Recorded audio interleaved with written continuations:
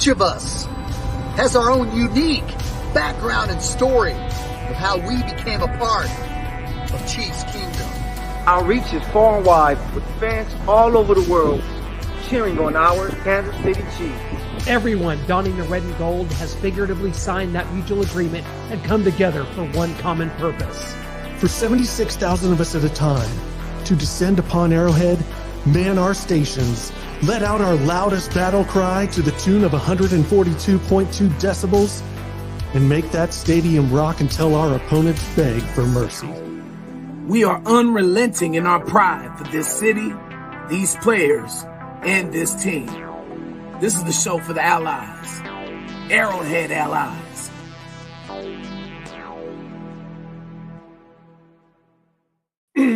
Well, when your three-time world champion Kansas City Chiefs take it on Super Bowl Sunday 44 hours ago, you know there's only one place to hang and review not only this massive, super sweet Super Bowl championship victory, you come to hang with Shaggy Shane and the bad boys of Starcade Media. You know them, you love them, and if you love them, you better get help.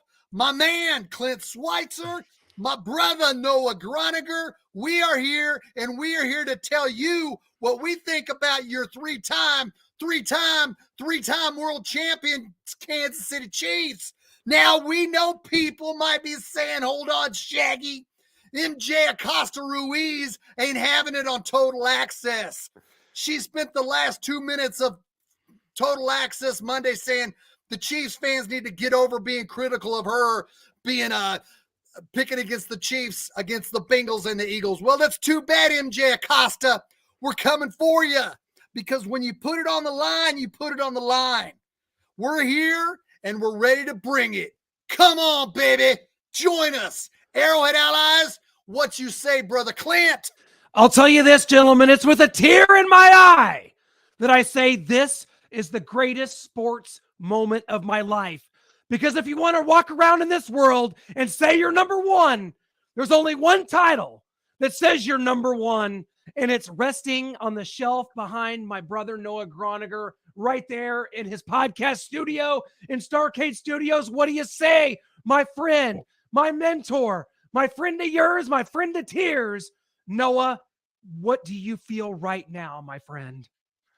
Vindication for a legacy and a dynasty in the making right here. We've got Patrick Mahomes, Andy Reid on the mountaintop. They have reached the summit when everyone said they're retooling. They're not ready for this. They lost Tyreek Hill. I was even saying, come on, we lost Tyreek Hill. How is this possible with all these rookies? They made it happen. My hat's off. If my headphones weren't resting on it, I would take my hat off to the coaching staff for developing these young rookies on the defensive side of the ball and the offensive side of the ball. I mean, just the offensive line, I got to give them their flowers, and we're going to get into that a little bit later. But, man, Patrick Mahomes versus everyone else, oh, it feels good to be the man. You've got to beat the man. And Patrick Mahomes is saying, I'm the man. Yeah! Because we've got all the trophies sitting over there, Burrow running his hands through that silky hair of his. But, man, he does not have a Super Bowl. He might have got us last year, but he lost that Super Bowl. Mahomes now 2-1 in Super Bowls, all those trophies, Super Bowl MVPs, regular season MVPs, Lombardis, and we've got to go to our good friend, our brother, our ally, the Money Badger, Michael Matthew, and Super Bowl champion. How's it feel, my friend? Hey, I've been saying it all year long that the Chiefs will be the team. When you have the best coach, you have the best quarterback in the NFL, you should be the winner, and that team deserved every bit of it. I'm just ecstatic, man, because when you have so many doubters coming in, guys like Bart Scott who said we wouldn't even make the playoffs, and for us to be the Super Bowl champions, we deserve to get on Twitter and to say whatever we want to say. Shout out to Juju. Hey, do your thing. You deserve to do whatever. You are an NFL champion, and this will last forever. I guess we'll just jump right into that. How about it? Happy Valentine's Day, everybody. It is Valentine's Day. Happy Valentine's Days out there to all the ladies and people that this means something to. It apparently means a lot to Juju Smith-Schuster, who tells James Bradbury sends him the e-card. I'll hold you when it matters most. Michael, you say, hey, this is cool. It's good to go. You've earned the right. I'm a little iffy on it. I'm like, hey, James Bradbury was very classy in defeat, as were the Eagles in general. He said, hey, it was a hold, and I hoped I get away with it. And then Juju hits him with this. Eagles teammates are going after Juju. There's a lot of Twitter wars going on right now, but you're locked and loaded on this show, so you can get to that later. But hey, I'm a little iffy. I'm like, hey, I might have left that one alone, but it is Valentine's Day after all, guys. Yeah. Hey, you gotta have fun with it. Like, who knows what was being said, That's a good point. during the game, and clearly AJ Brown always felt a type of way about Juju. And you're a champion. You can say anything you want to say until someone comes and defeat you, man. So shout out to Juju, who had a close to 1,000-yard season. He had a big second half for a Chiefs. There was a few drives there where he was a guy who made big catches to help get us down the field. So Juju, be you. Enjoy this moment because you're Super Bowl champion. Some guys never get back to it. Aaron Rodgers, to win another one. So you got to enjoy this. And he's doing exactly that. And we're just in the age of Twitter. So everybody goes to Twitter. And he had a little joke. And he didn't dance all season. Like, he didn't do any TikToks before the season. So he was holding back. So he said, damn it, Twitter, you're going to have this. And I enjoyed it. Well, like Clint said, it's Valentine's Day. Juju's in the spirit. I'm in the spirit as well. We've got Night Haunter here saying the O-line was a steel wall. And as the kids say, it's time to give our flowers out. And so I've got some flowers here for my love, my true love, because yes, I have met someone. It's been about 30 years now, maybe 31 years that I have been vastly in love, deeply in love. And there's been good times. There's been bad times. But through it all, we just stay close, and there's no sweeter time than right now. And I've got to give my flowers to the Chiefs offensive line. Happy Valentine's Day, the Kansas City Chiefs organization. The red and yellow flowers, I got to give them out to you. That everyone was talking about the Eagles defensive line, 70 sacks. But man, like Night Hunter said right there, the O-line was a steel wall. Andrew Wiley was out there just crushing it. Hassan Reddick could not get close to Mahomes. Fletcher Cox, Robert Quinn, nobody could touch him. So I got to give my flowers to the offensive line. Hey, those are just left over from your date earlier today, Noah. I know your role. I know your style. They are, yes. It didn't go well, so I got to bring them home. But you are absolutely right. Now, Shaggy, you had something to say. Juju Smith-Schuster, is this in bad taste, or is this something that's going to blow over and we just all part of the reveling, and deservedly so, in this Super Bowl championship, which I'm doing every second for the rest of my life?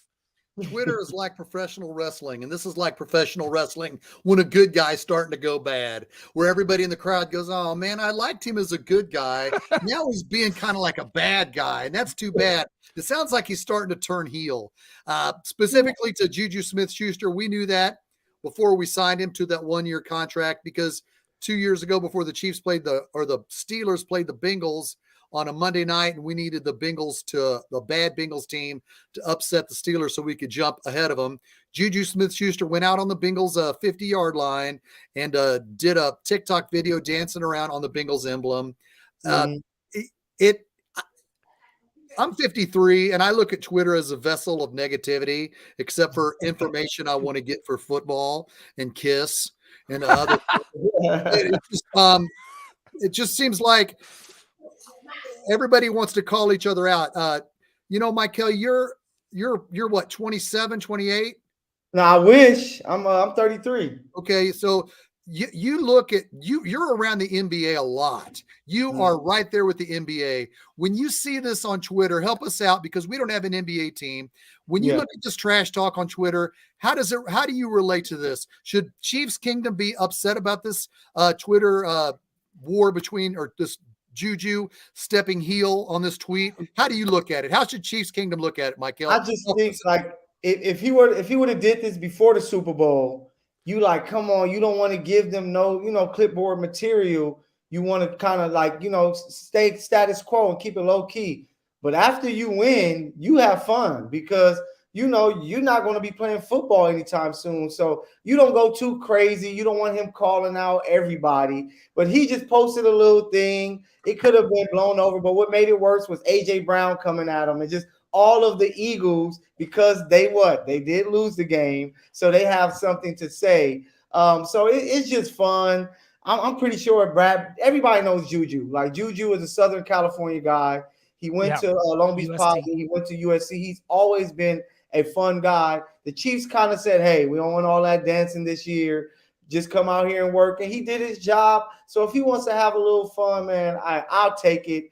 It's going to be bulletin board material. So I believe the Chiefs play the Eagles next year. So the Eagles are going to be ready to go. But by that time, we're still going to be defending champions. So it doesn't even matter. So Juju, have fun. Enjoy. You are an NFL champion. A lot of guys don't achieve that, so you have to enjoy it. Yeah, Noah, to you here, because I wanted to get a little more of your take here, and I want to relate it to something that you're going to really relate to. Shane brought up professional wrestling, and I want to know, when Kevin Nash ended Goldberg's streak at Starrcade 98, we don't talk about the fact that Scott Hall shocked Goldberg with a cattle prong to lead to that jackknife powerbomb that led to the world title. We talk about Kevin Nash breaking the streak, winning the title, man.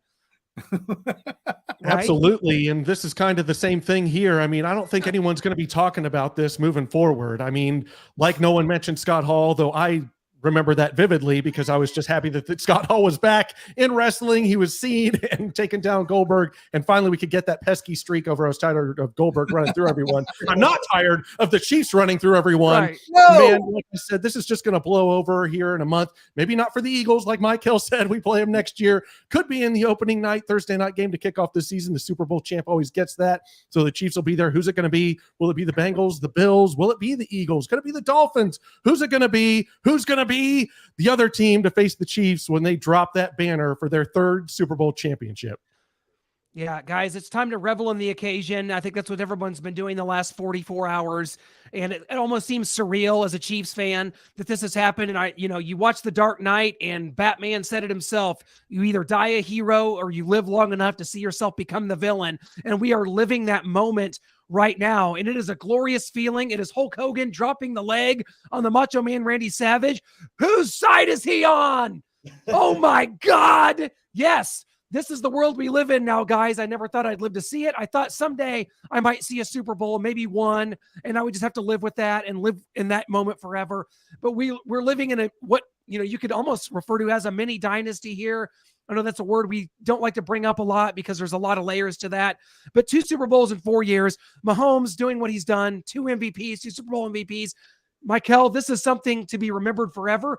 Mm-hmm. Patrick Mahomes has put his stamp on this league. If he plays like Alex Smith for the rest of his career, he's still a first ballot Hall of Famer and still one of the greatest to ever do it. If he's just Alex Smith for the next 10 years.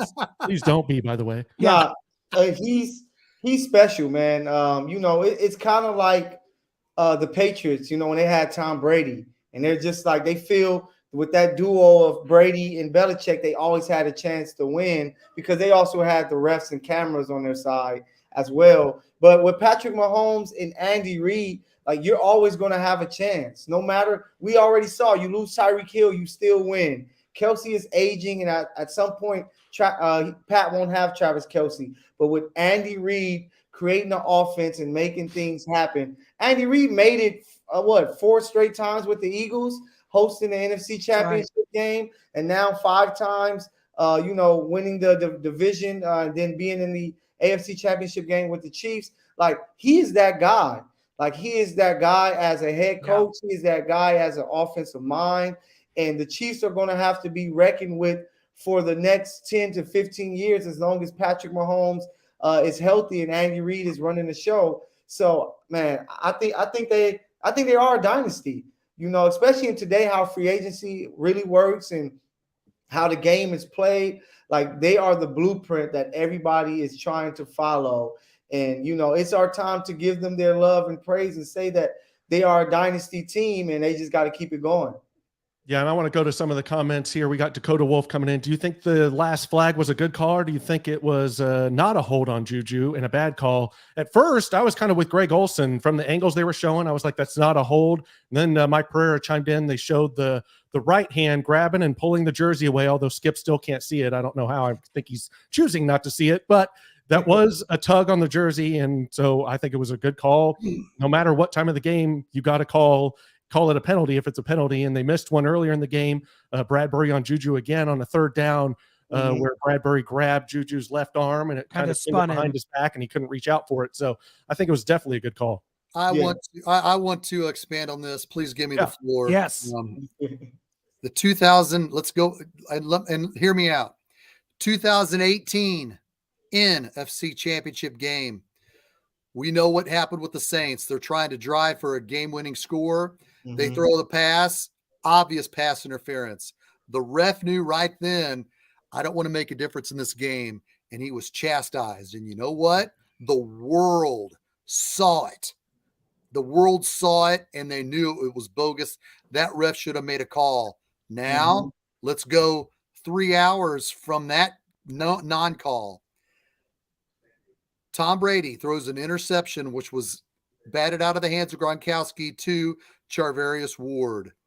Nobody saw D Ford's arm hanging over the line of scrimmage, but one guy, side judge. Belichick wasn't going up and down the sidelines going, hey, look at him. Tony Romo and Jim Nantz were not in the booth going, oh my gosh, look at D Ford. He's got his arm across the line of scrimmage. Nobody saw that D Ford's right arm hanging over the neutral zone, but one guy. You know what? He's the one side judge saw it and he threw the flag. And you know what? He didn't need to throw the flag because D Ford was insignificant. He didn't get any pressure. D Ford being offside, it did not send Tom Brady into an urgency to throw the ball too high for Gronkowski, which was intercepted.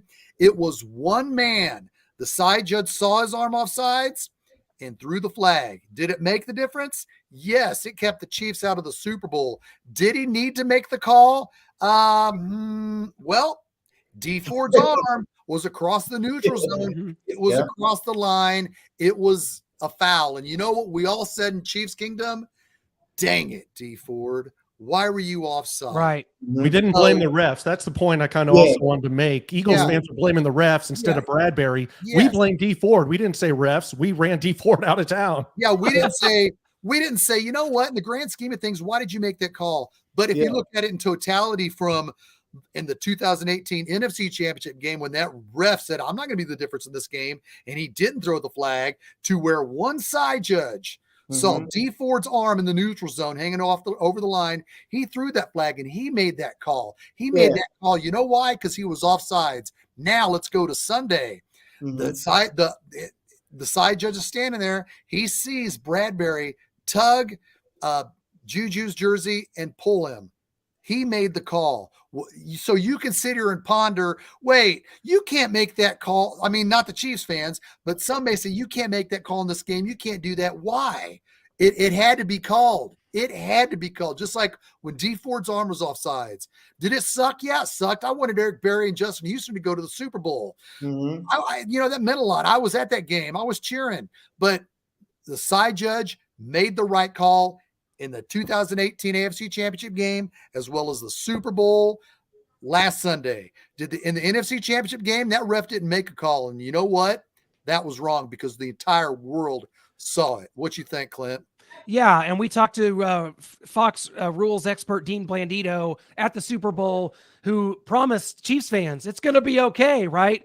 Well, I think it was a very well officiated game, for the most part there. I mean, a couple questionable calls go against the Chiefs, the Goddard catch, and then the reception that was returned by Nick Bolton for what would have been his second scoop and score of the game, which would have notched Miz, the MVP. So there was a little part of my black and gold blood that was ready to pour out and cheer for that to occur. So that's what happens. It's a Super Bowl. It's a big moment. And I don't like it when people say things like, you can't make that call in that moment.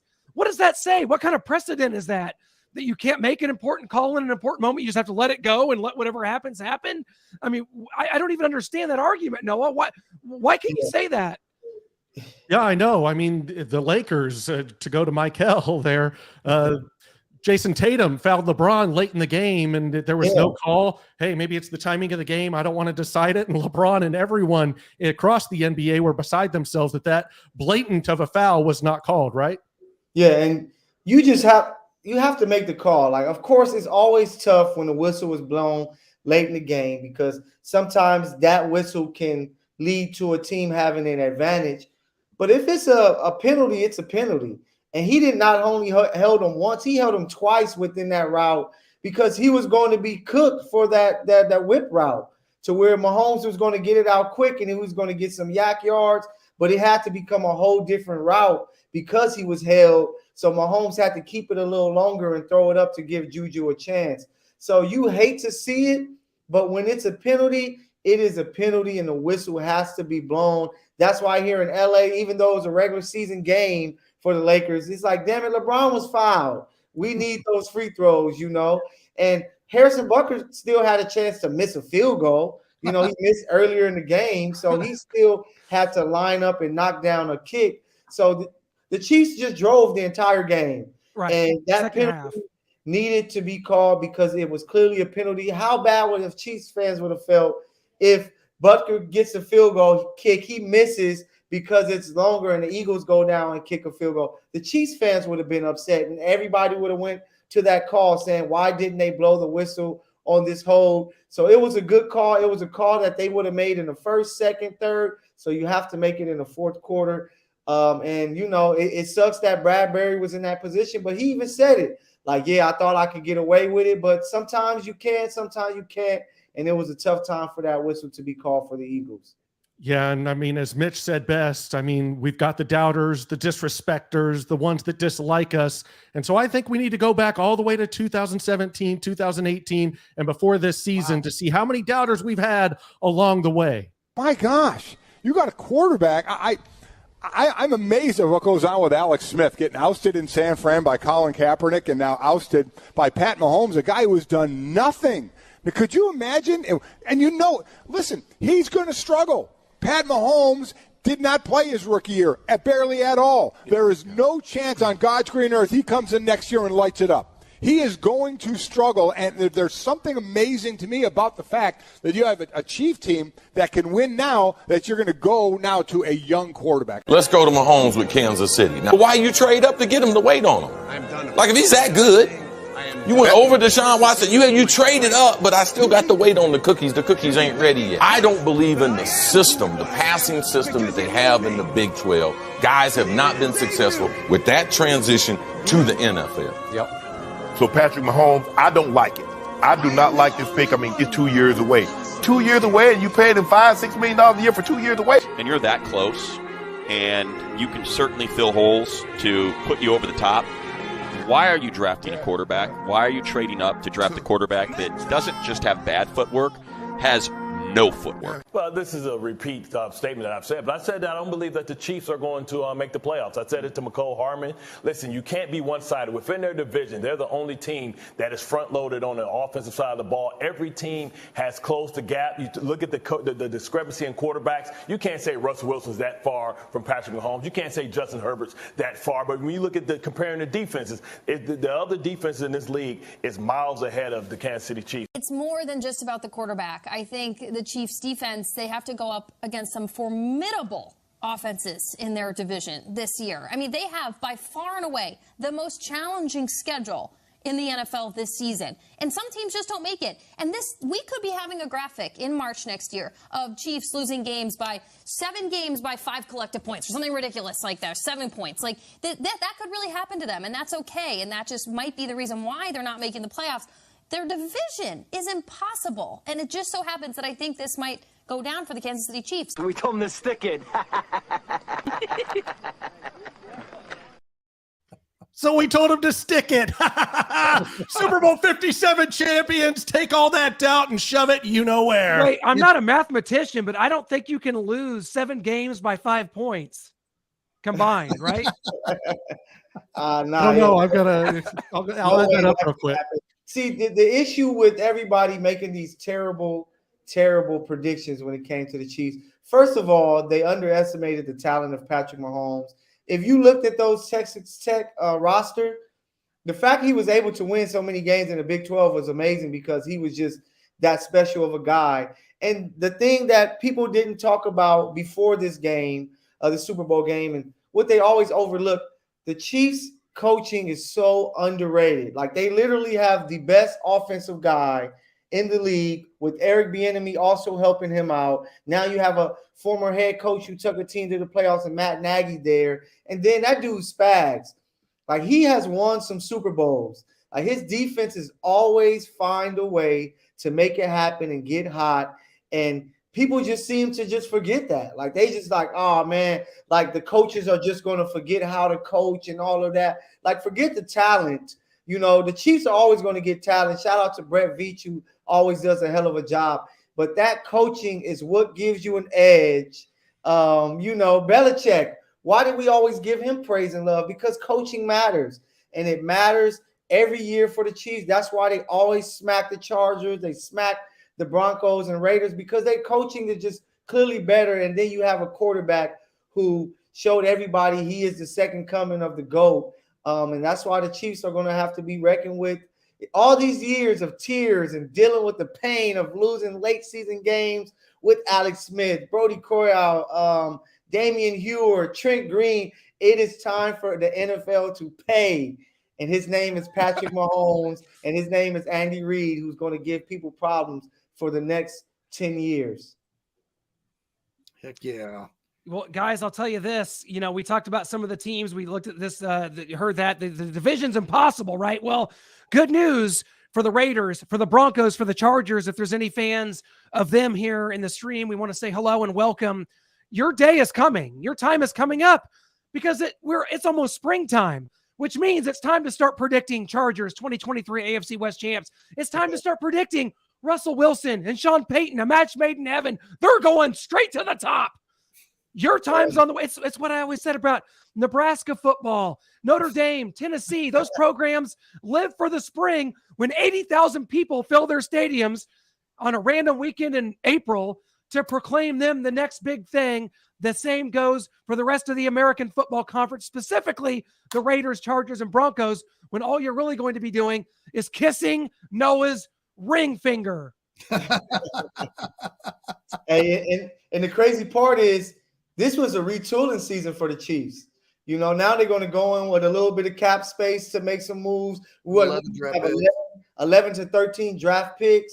Like, it is going to get uglier and uglier for everybody in the AFC West and for the AFC. So, hey, Pat, I thought we would never see anybody make as many Super Bowls as Tom Brady. Damn it, the Chiefs might just have a chance within the next, 7 to 10 years. So look out, NFL. Yeah, and I mean, we've talked about Patrick Mahomes and just kind of everything that he's done, and we just got to go back to these numbers. First half versus second half in this Super Bowl, I mean, he was just a beast in that second half. Offensive points, 24, completion percentage, 92.9%, only had one missed completion because it was a throwaway, 126 total yards, 2 passing touchdowns, passer rating of 133.9. His other Super Bowls haven't been that impressive numbers-wise. 2 touchdowns, 4 interceptions until this. Now he's at 5 touchdowns, 4 interceptions. Where does he rank in the playoffs? First in just everything. That's all that he's done, just first in everything. Trailing by 10-plus points in the second half Super Bowl history. Tom Brady, 2-1. Patrick Mahomes, 2-1. The rest of the quarterbacks in the National Football League that have played in the Super Bowl trailing 10 in the second half, 0-45. Just no big deal. And what about just the playoffs altogether, trailing by 10-plus point comebacks here?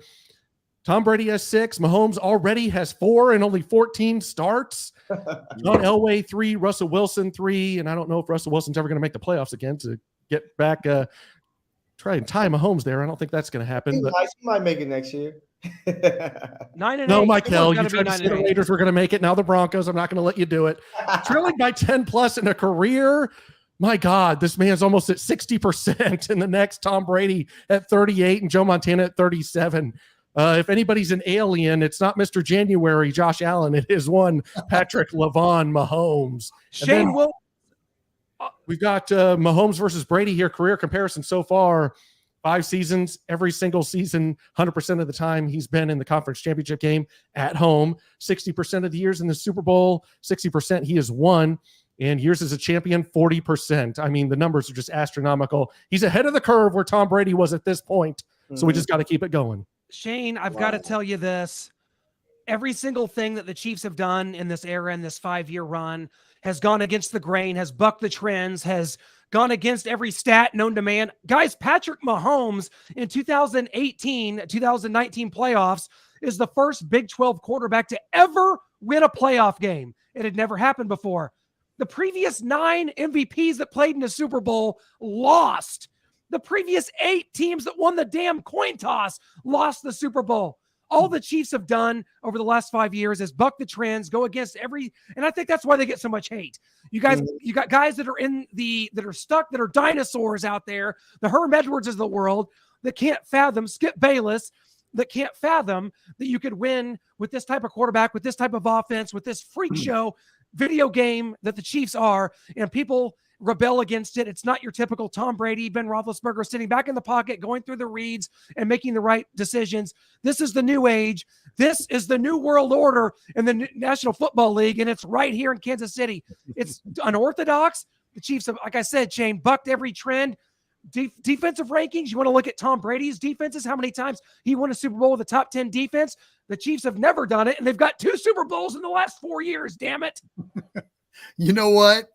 Man, you guys both hit the nail. Thank you, Noah, for finding those stats. And Clint, thank you for that heartfelt sentiment about the Chiefs and where I think it's going to lead. And I know we're going to do a free agent freakout frenzy show in 4 weeks, just before free agency begins. And I'm looking forward to doing that with you.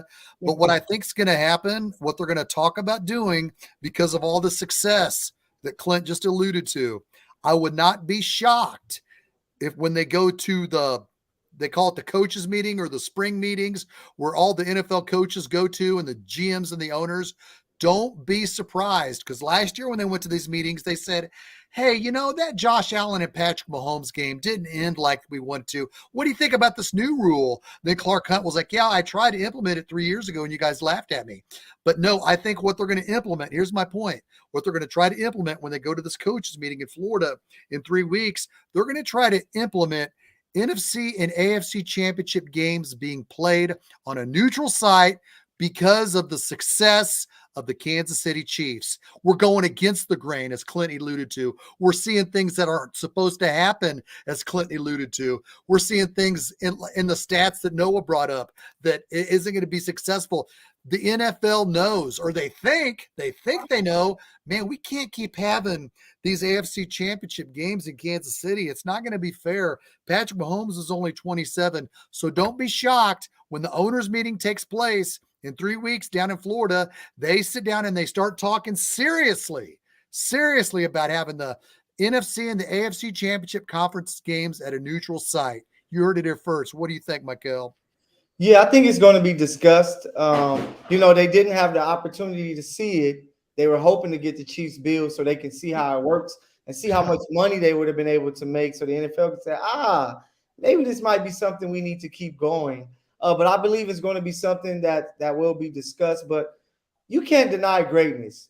You can't deny greatness. You look at the NBA year after year, LeBron James was making it to the finals.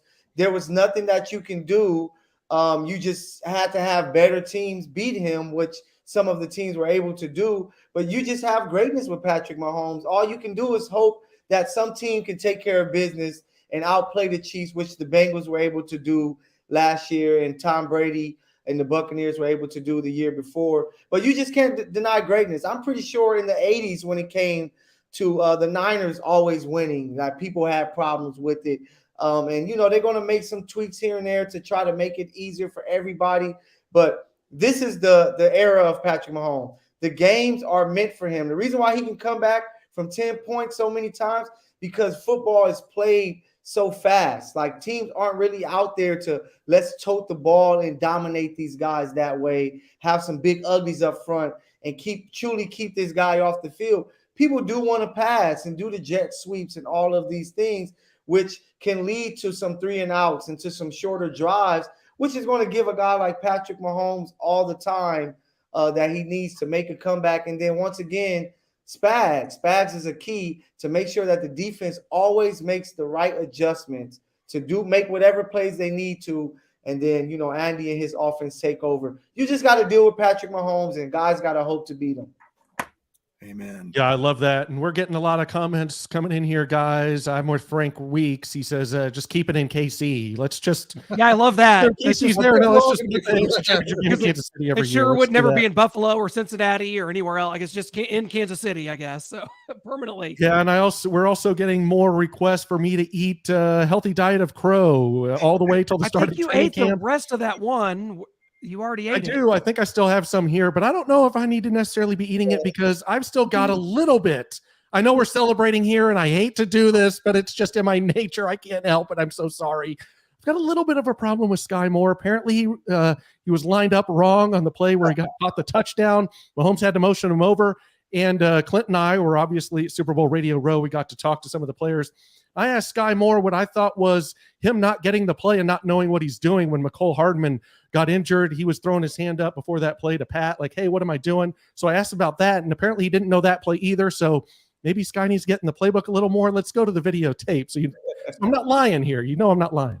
We actually messed up the formation a little bit, but we were able to still utilize the play, just to how the play worked. And I think y'all saw me look to the right first, then look back to the left because Sky was probably supposed to be on the other side. But he was able to do the motion and get in the end zone. And so at the end of the day, touchdown, his first touchdown is going to be in the Super Bowl. So, I mean, that's going to be a memory he can have. So I was at the AFC Championship game, and on the play where Mecole went down, I saw you kind of throw your hand up back at Pat, and it looked like you guys kind of ran in the same vicinity. Was there any miscommunication on that play? Or? Yeah. We got to the huddle a little bit late, play clock running down. I knew we had to get the ball snapped, so I didn't. Everybody wasn't aware of the play, so I was trying to get the play. I was like, Pat, what's the play? What's the play? Play clock running down. He ended up having to snap the ball. So I tried to just get out the way that play. So just try to get out the way. Everybody wasn't sure of the play call. Are you sure it was everybody or just you, Sky? It looked like you were the only one going, Pat, help! I don't know. I think he made up for the Super Bowl, right? Yeah, I like the fact that he got the play wrong because it just looked different, so that the Eagles couldn't say, "Hey, sit there. We know what's coming." So because of the slide, it's like when you play Madden and you try to use the same play on the guy, you can't keep using the same way. So what you do is you flip it and do the exact same play until they figure out that play. And it worked out for the Chiefs. You got to put some respect on his name. He made the big time punt return, Noah, and then he caught this touchdown. I'll work on that this offseason, Michael. I'll work on putting some respect on his name. We have a question here. Clint, I'm going to go to you with this. Do you think the extra time at halftime helped the Chiefs make adjustments for the second half? Thanks for the question, Renee Wade Kelly. My answer is yes, because I know it did. Andy Reid said as much in an interview with Peter King that he did in the locker room right after the game. They talked about Andy Reid said, if anybody wants to go watch Rihanna, go ahead, but just keep watching because you're not playing football in the second half. But I know Patrick Mahomes, Travis Kelce, the leaders stepped up in that locker room. And guys, let's face it, Patrick Mahomes, there was a moment of vulnerability there before half where the Chiefs are down 10.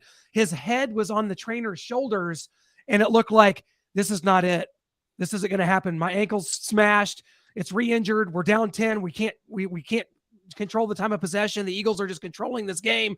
But that's what the greats do, and that's why he is an all-time great. He's John Wayne and the Cowboys, Shane. That's what he is. And that extra time not only gave him time to heal, but gave the team time to calm down. It was a very healing situation. And to me, Shane Williams, this was Andy Reid's Rembrandt. This was his Mona Lisa, his best moment, because I've long lived to be in a situation where the Chiefs control the clock, because in the last 5 minutes of that game, we were not playing the Eagles. You're playing the clock, and the Chiefs did it masterfully. We talked about the corn dog play and then the one to Sky Moore. Those two plays are the reason the Chiefs won this game. That and the way they were able to milk that clock. You had people saying, hold on, Shaggy. Doesn't Jet McKinnon have to get in the end zone and give the Chiefs a 7-point lead? And I say, not so fast. You play the clock, and the Chiefs were able to do it. This was Andy Reid's best coach game of his career, and it's the reason the Chiefs are the Super Bowl champions and the reason that they're going to win many more, my friend.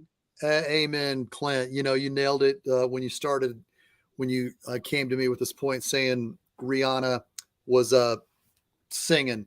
When the ball went through when the Eagles kicked the field goal as the halftime ended, the Chiefs officially had 33 minutes for Patrick Mahomes to limp off to the sidelines. And take 4 Advil? I don't know. But he came back on. He said at postgame that he did not take any pain-killing shots. I don't care. I don't care if he had to. I'm selfish. Hey, please don't think I'm a bad person. Hey, I'm no Scientologist. You do what you want. Right. So anyway, so to your point about the Chiefs in the second half, yes, the time of possession was huge, and the fact that they scored every possession in the second half. But going back to the last loss, this is what I talked about on our segment after the Chiefs lost at Cincinnati. I was dead on this. I said the Chiefs did not force a punt against the Bengals in the second half. That is why we barely lost that game. We needed to force one punt in the second half, and we would have beat Cincinnati. As soon as the Chiefs, let's look at it, guys. Patrick Mahomes goes down the field. Pacheco scores a touchdown. Okay, we're back in it. We're back within 3. Then the Eagles go on that long drive, 17-play drive, 7 minutes and 48 seconds. And they convert a 3rd and 11, a 3rd and 14, one we challenged, and it was we thought we had it won, but it wasn't. So we're thinking, wow, the third quarter's almost over, and we held them to a field goal. The only thing we thought of, because we were getting dominated, man, we're only down 6, and there's 16 minutes and 45 seconds left. And the Chiefs went down the field, scored a touchdown to go up 1. Boom, 3 and out. 3 and out. The Chiefs defense got a 3 and out as soon as they got that 1-point lead. I said it right then. Just force one punt. Just force that one punt. This is what I was talking about against Cincinnati. They forced that one punt in the second half. Kadarius Toney took it for an NFL record, 65 yards or 68 or 70 yards, I can't remember, down to the 5-yard line, and then Sky Moore caught the pass. Even though we were up 8, I knew there was too much time. I had a feeling the Eagles were going to go down and score, and they did. And then the Chiefs, as I mentioned all week or last week, the Chiefs are battle-tested. They're used to these games. Yep. Held on to the ball, went down and kicked the field goal with 11 seconds. I love it. But the key was to force that punt, that one punt in the second half. Guys, had the Eagles got the ball back or the penalty's not called or whatever the case, the Eagles the Chiefs score a touchdown instead of milking it out. Michael, starting with you, then I want you to answer this too.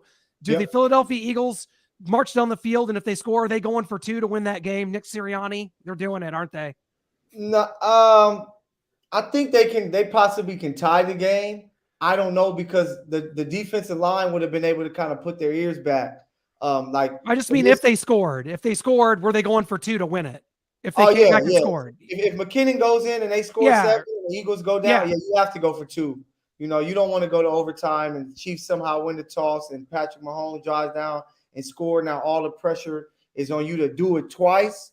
I think you have to go for 2. So that's why I was like, right, damn, dude, like we don't want to score.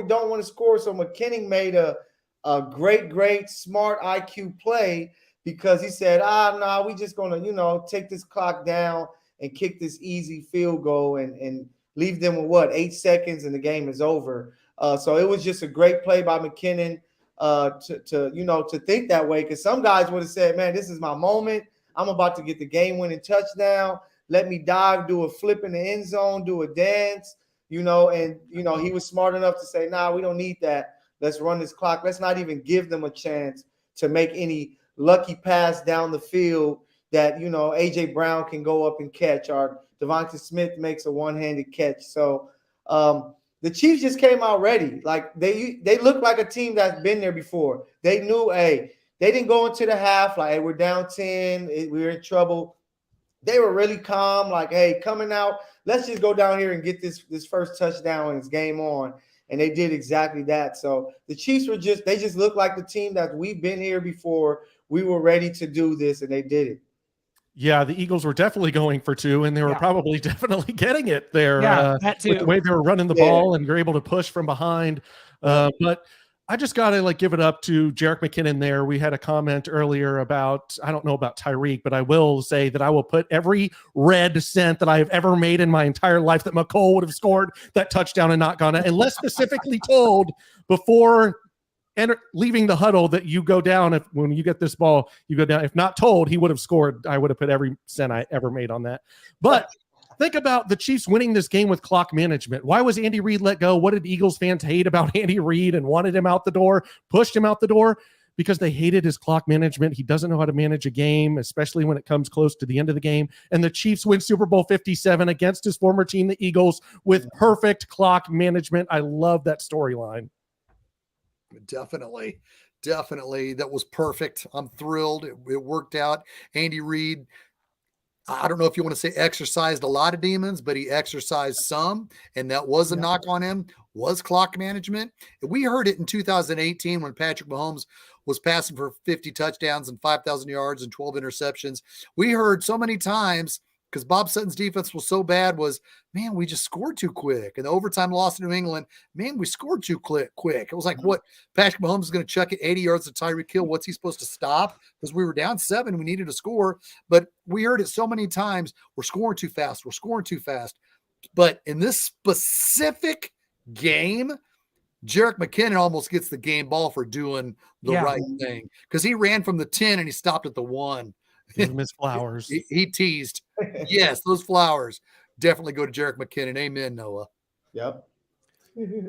Man, guys, it's just been a tremendous season, like with all of us doing this show, Arrowhead Allies, all year. And to think that the journey that we've all come from, I mean, going back to, the Colts game where you guys were doing post game and I was coming out of it just distraught. And I was like, this is just what a disaster this is. Michael, the Money Badger Matthew, told me, hey, this is just a blip on the radar. You know that these games happen and it'll be all water under the bridge. Well, Michael, were you ever right? And I do want to bring up, you talked about McCole Hardman. I don't know that there could ever be two opposite professional athletes as a Patrick Mahomes and a McCole Hardman. I'm giving McCole the benefit of the doubt here. Obviously, he was hurt. But just the thought that the Chiefs were in Phoenix winning a Super Bowl and McColl's running around talking about this pregnant girlfriend having a baby. And I'm watching it for the delivery room, guys. It's like, that's just the personification of his career in Kansas City. And so we do. Like in Rudy, you summed up your whole sorry career in one sentence. Yeah, the Vince Vaughn character and Rudy getting thrown down to the prep team. That was McCole Hardman. And he has played his last game in Kansas City, and we wish him all the best. I don't think, just like I say, I don't claim the 1970 Super Bowl because, Super Bowl IV, I wasn't alive. I wasn't alive till 1984. So I think McCole can claim 2020, but I don't think he can claim this. So I think McCole Hardman is a one-time champion, and that's it. Don't do that. He's not. He made a big catch in the Bengals game. We needed that first down. And Sky Moore did get him hurt. So believe me, I know that he had a part in, I know he helped Sky throughout the season. Once Kadarius came, he was able to help him like, hey, you doing my stuff. So let me tell you, I believe that he was able to be that veteran to help those guys out. But think about it, Clint. Noah, our journey started at the draft last year in Vegas. That, we went up and got McDuffie, who was a great piece to have. We got Karlaftis to add to the pass rush. And who knew that draft will be so special that we get 9 guys to contribute right away to a Super Bowl team? Like the Chiefs they won the draft, they won the offseason, and then they win the season. That's how you do it. I'm excited for this offseason so we can try to do back-to-back. Let's go. Which we haven't been able to do yet. So I'm excited, baby. Absolutely. We've had comments in here asking, I see Clint, I see Noah, I see Michael, and there's Shane. Where's Brian B. Shining? Where can we get our guy from Hot 103 Jams? Ladies and gentlemen, the fifth ally. You know him, you love him, Brian B. Shining, Super Bowl champion. What's up? Chiefs Kingdom. We did it, baby. Again. Hey. He's got the hat. He's got the hat already. Hey, got the hat. Glad to see my fellas, my allies in the building. I'm glad to be here. And I'm sorry I'm a little tardy to the party, but I was at another party. I just got through, doing an interview, a slight TikTok interview with Isaiah Pacheco, the world champion. Okay. Oh, man, great guy. I had a chance to meet his father too. Just a great spirit, humble dude, man. Yeah. I love that he's a part of this team. And what a performance he put on in Super Bowl 57. I got a lot to discuss, and I know you guys have been talking about it already, but I am on my way to go have a Valentine's Day dinner with my wife. So, hey, Much Give deserved, buddy. Pacheco his flowers, Brian. Pacheco Yeah. gets his flowers here. Flowers, Man, baby. But can I say a couple things real quick? Yes, fellas? sir. Absolutely. Take it away. Look, man, we got hell all week from these Eagles fans, and the Eagles fans weren't obnoxious. They were okay, but they kept talking about this vaunted Philly defense, right? And in the first half of the game, it kind of looked like that vaunted Philly defense was like, it kind of looked like it was giving us some issues a little bit. But if you take a closer look at it, fellas, and I know you did, the time of possession was just out of whack. If you notice during the game, they were dragging the play clock down every single play. They would snap the ball when literally it was at 0 seconds. So we knew what the game plan was. They're trying to shorten the game, keep Patrick off the field. At one point in that game, the offense hadn't been on the field in real time an hour and a half. Very long time. But be that as it may, the second half, Patrick Mahomes had one incomplete pass. A throwaway. And it was a throwaway. You didn't touch him. You didn't even breathe on his jersey. You didn't see what type of material the 1-5 is made out of that beautiful Chiefs Super Bowl jersey. You didn't get close to it, Fletcher Cox. You didn't get close to it, Hassan Reddick. You didn't get close to it, 91, Brandon Graham. All of you guys, none of them you did. And the offensive line, outstanding job by those guys, including Orlando Brown Jr., who had one gaffe. But we're talking about the Philly defense, right? He's allowed to have one gaffe. But for the most part, it was an A+ effort by the offensive line, and it's the reason why we won that Super Bowl. Yes. It's the biggest reason why we won it, fellas. I'm telling you. They talked all week about that D-line, and I had an argument with this guy about the Philly D-line versus our D-line, which one is better or whatever. And I gave Philly their respect, their just due, because they got a bunch of Teenage Mutant Ninja Turtles over there. They got a bunch of athletes, man, a bunch of freaks. Philadelphia is one of the most athletic teams in the NFL, fellas. We know this. And I gave him their just due. But he tried to act like it was blasphemy. Like I said, his mother was the devil when I tried to compare the Chiefs' defensive line to theirs. Are you kidding me right now? Who had the better game? Who had the better game in the Super Bowl? Who had the worst game? Let's ask this: the Philly offensive line or the Chiefs offensive line? I think we brought it in the trenches on both ends, on offense and defense, and there's a reason why Patrick Mahomes threw for less than 200 yards, still got the MVP, and still won the game, and still scored 38 points. Chase Keenum, what we talking about? Brian, I'm just glad you were able to join us, man, to get in on the very end here of Arrowhead Allies, because you've been such an integral part of it all year long, and watching you on TikTok this week, quite frankly, fired me up and gave me the confidence I needed. I was confident in this. We all picked the Chiefs on Kingdom Kickoff, and it has come to fruition. You're a two-time champion of the world, my friend. How's it feeling? Dude, just to have you here, you got to give it up. We talked about this being Andy Reid's Rembrandt game. Do you agree this is Andy Reid's Picasso, his Mona Lisa, his finest moment? Andy Reid was Sunday. Please, can I please have this dance again? Please? I want it. You want it, please, because it was a masterpiece. There's no other way to describe it. I try to come up with something, but masterpiece is the perfect word. And no better plays than to point out the two plays that we scored touchdowns on with Sky Moore and Kadarius Toney. Yeah. The coaching class that Andy Reid put on with Nick Sirianni and their defense. Because Chris Sims said it best. He said the Philly defense, they do a lot of things. They do too much. I finally found maybe I didn't find a parking spot. The Philly defense, they do too much. They do a lot of moving. They have a lot of responsibilities on each play. So when the Chiefs and Hank Stram, a.k.a. Andy Reid, puts those guys in motion, it messes up everything on their defense. They have to adjust on the fly so fast. And then when you do the whip motion, when he goes back, the thing you want to do on defense is react. You never want to think on defense for the most part. You want to react. And that's what Andy Reid had made those guys do on those two plays alone. We're not even talking about all the other plays that Andy Reid crafted up, including I love the fact that we ran ring around the rosy again, just to mush your face in the cake just a little bit more to the NFL. There's nothing you can do about it. We're going to do it, okay? I don't care how disrespectful you think it is. Okay, I found a parking spot. I got to parallel park this one. But oh, my God. But look, Good man, luck.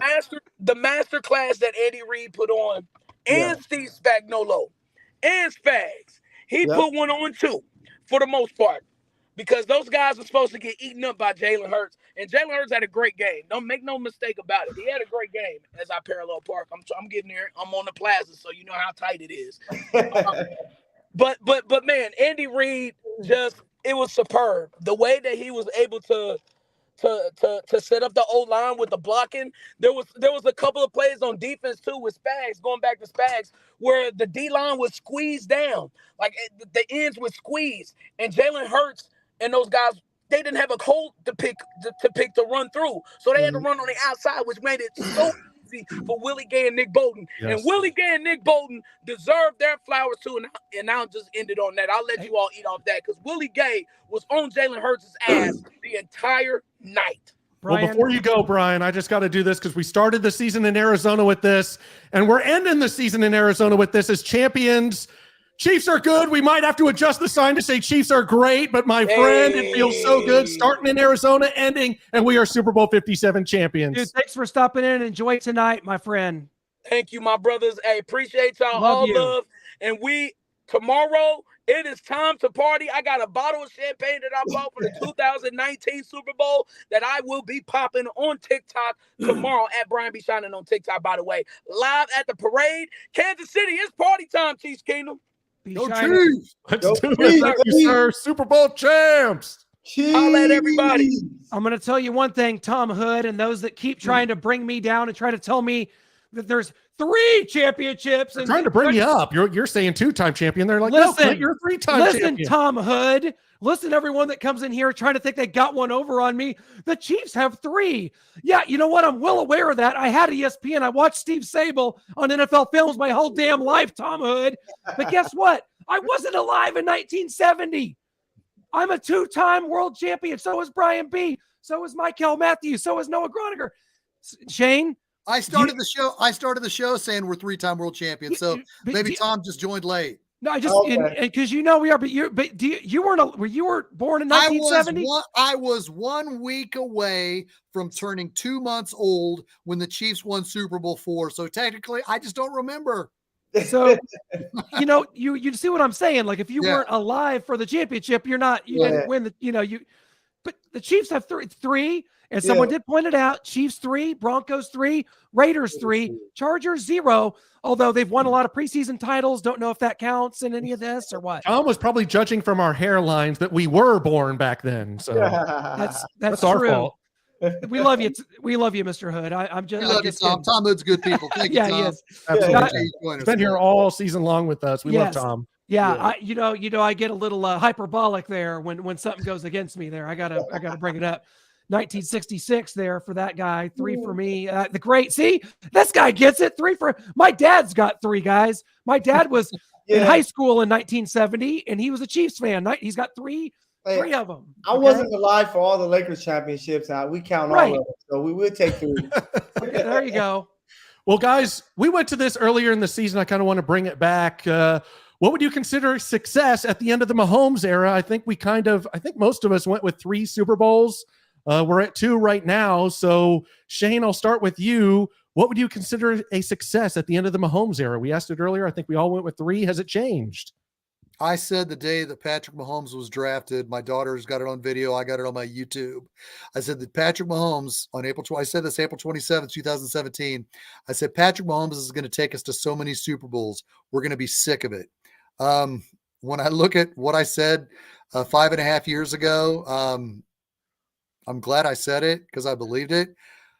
But in the grand sense of everything, I'm at peace where we are now. I'm not going to be selfish. But you know what's going to happen? I'm going to the home opener with my buddy Clay Windler on Thursday, September 7th, and we're going to watch the Chiefs raise the banner.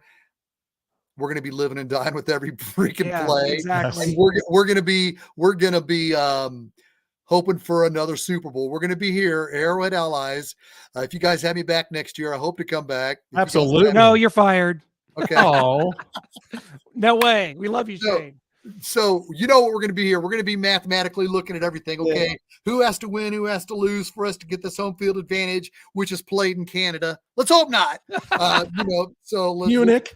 Yeah.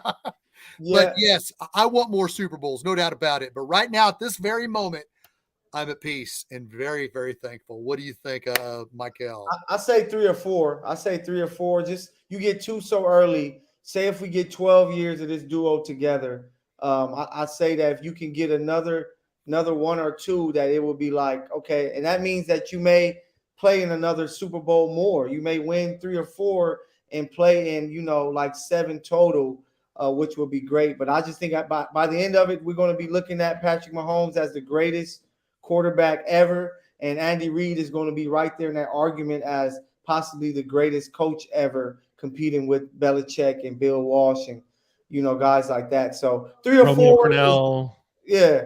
3 or 4. Sorry? 3 or 4 is what we're looking for. And I think that'd be great.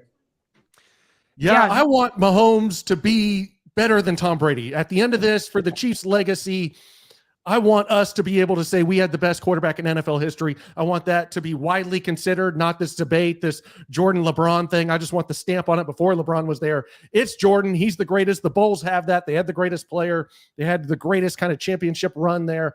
And I want that here in Kansas City. So I think to really stamp it, I think with the numbers and everything, I think it's got to be 5. Now, 4 will be a success, but because I want him to be the best and I want it to be widely considered and known, I think 5 Super Bowls will put a stamp on it with his numbers, with the MVPs he's going to win. I think he'll dwarf Tom Brady's numbers at the end of his career. I think he's going to play a long time in here past his current contract. That's a decade long. I think he's going to sign another contract after that. I think it's got to be 5 Super Bowls, guys. I'm kind of in the Shane mode where I just love enjoying this moment, and because I thought growing up that I would never see this happen, 1, let alone 2. Yes. And I try not to put, after this, it's going to be hard for me to put an expectation. I do think that, the 2 was important because that gets you up there with John Elway, Eli Manning, Peyton Manning. 3 is kind of an interesting one because that only Troy Aikman, I think, has 3. And then you get into the Terry Bradshaws and Joe Montanas with 4. To me, 4 to get there with Bradshaw and Montana, and seeing what the stats play out, I think you'll be able to easily make that argument regardless of if he gets, 5, 6, 7 like Brady. I don't think anyone's probably ever going to get that. Never say never with Patrick LaVon. But I do think that a 3rd or a 4th win, a 4th one for sure. And, right now, like Shane said, you just got to enjoy this and you got to just revel in it. Go to bed thinking about it like I do every night. I'm a weirdo. I don't care. No, you're not. I mean, it wouldn't be the first time I was thinking about other things in a bedroom. I'm just going to be honest. I've thought about Chiefs Super Bowls over really anything you guys could ever dream up. I was thinking about Super Bowls, and here we are. So that meme is you. Big round of applause for Chad Henne here. Yes, Hey. Kenneth Caldwell. Chad did so much for us. The Browns playoff game where he comes in, throws the 4th down pass to Tyreek Hill, and then the 98-yard drive against the Jaguars while Mahomes was getting that ankle looked at. Chad Henne did a lot here, and we definitely have to give him a round of applause for everything he's done. And now I guess it's Shane Buechele's turn.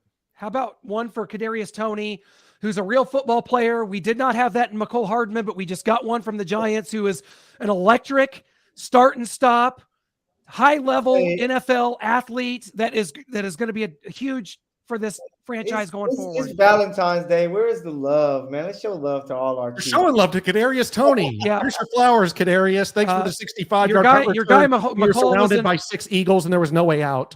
Your guy McCall was in some hospital with a girlfriend he's had for 10 minutes. That no judgment on that, but whatever.